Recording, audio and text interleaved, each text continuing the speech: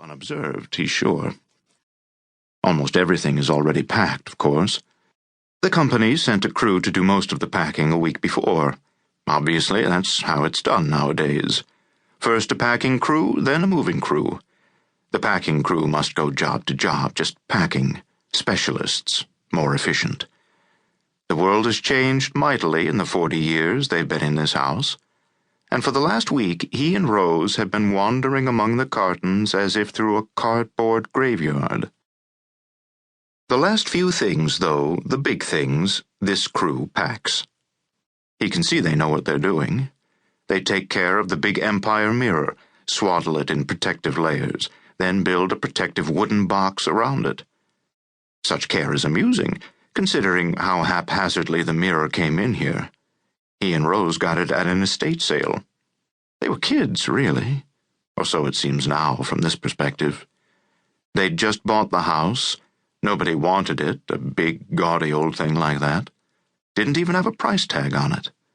The people just wanted it taken away. Rose mentioned to him recently that it's worth a fortune today. He's sure she's exaggerating, but he's continually surprised at what old things fetch.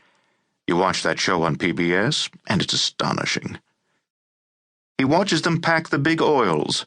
When they had lived in the village before buying the house out here, she'd purchased a few of these crude-looking canvases, saying it was good to support the artists. He'd argued that he didn't see any evidence that these exuberant flings and smudges of color qualified as art. Abstract impressionism, she'd exuberantly explained. They had to put the big canvases in storage because they were too big for the village apartment, and he told her how foolish it seemed to buy things you put right into storage. Now they own some canvases that by all rights should be in museums. Museum people have come by over the years. The damn things are still too big even for these walls, but they do draw their share of oohs and ahs at dinner parties, and you can't have them in storage anymore. You'd have to have your head examined. He watches them struggle, the four movers all together with the Spanish armoire. He remembers the island vacation where she picked it up. He remembers arranging for a trailer to fetch it at Idlewild, before it was called Kennedy. Just a single, undistinguished terminal building at the end of a runway amid dank, swampy fields. Arranging it from overseas. The phone connection in those days was impossible. Shouting into the phone. Getting cut off a dozen times. He remembers all that.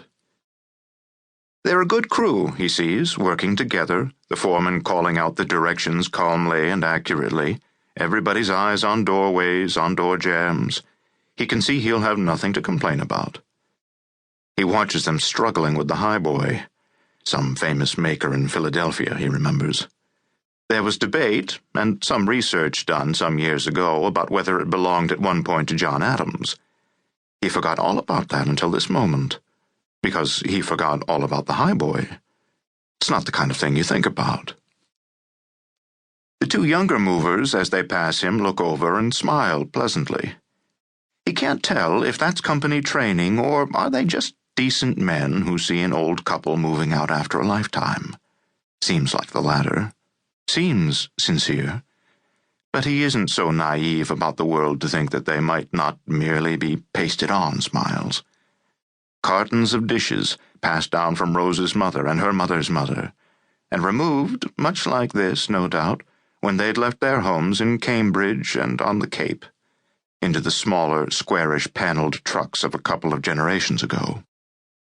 He watches the books, cartons and cartons of them, the green-uniformed men in a steady bibliographic parade, hefting and transporting the cartons like heavy cubic drums in front of them, or balanced on shoulders, 1 or 2 cartons at a time. His favorites in there somewhere, his leather-bound Montaigne, his Dante folio. And then the truly valuable, the family pictures still on the walls. Christmas in the rainforest, April in Paris. The 5 of them and their hosts atop the Great Wall, in Moscow on business. His life passing before his eyes, he smiles to himself. His life passing orderly before his eyes, carried by green-uniformed men. "Must feel weird," says the black one, smiling, pleasant.